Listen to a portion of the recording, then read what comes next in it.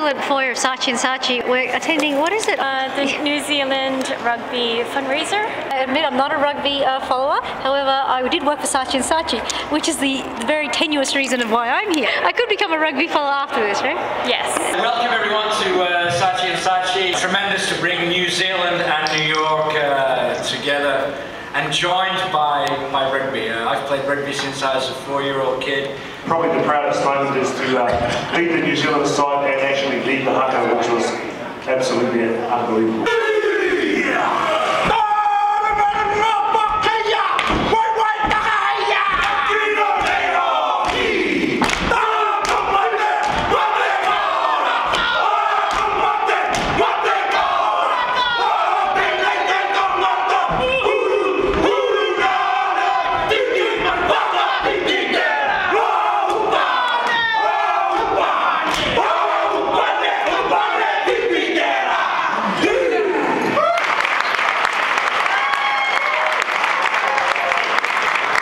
So much better than American football. Well, you're saying it's got no padding. No padding. It's very strategic. We're playing the French, and I remember going to my room and the manager rang up and said, "Come and get your gear, it's time." So I went down there, I got my jersey and my socks, my shorts. I took them back to the room. My roommate wasn't there, so I locked the door. I thought I'd just try the stuff on, see how good I look in it. So I put it all on, put my boots on, stood in front of the mirror, you know, held the silver fin. Yeah, I think I'm ready. Thought I'd just do the haka a little bit. So, scared myself a little bit. I thought, I think I'm ready. It's just like soccer, but soccer outside of the US. Who's the biggest mongrel you ever played against, Tawera? I don't know if anybody knows a guy called Kurt Sorensen.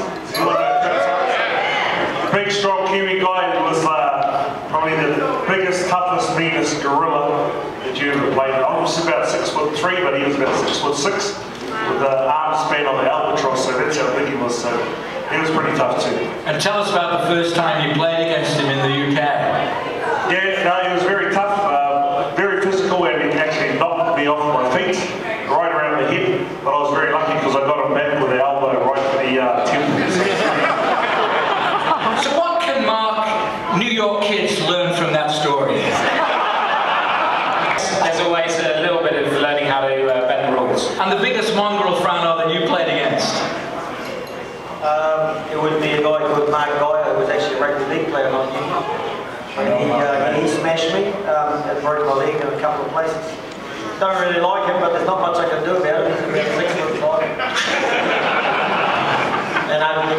And he's Australian. I think he's gay. And Michael, who stands out in your career as making you a little bit upset? Probably Willie O.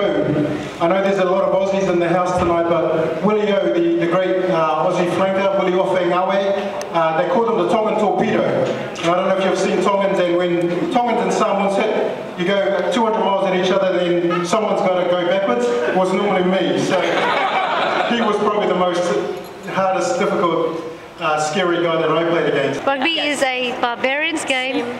Played by gentlemen. A meri is an instrument of war, but above all, it is an instrument of mana. It displays the spirit, the ethos, the inner strength of a person. And it's our pleasure and privilege to ask Kevin to come forward and to receive this from us.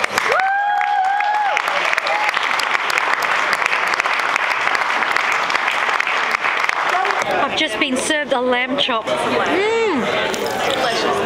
New Zealand lamb. What did you think of lamb chop? It was so delicious. This is so good. We ate this at least twice a week. Lamb chops, you know, and mashed potatoes. Sausage rolls? Sausage pie. Sausage pie? No, that's not New Zealand, that's Australian. Is it? Well, we're very close.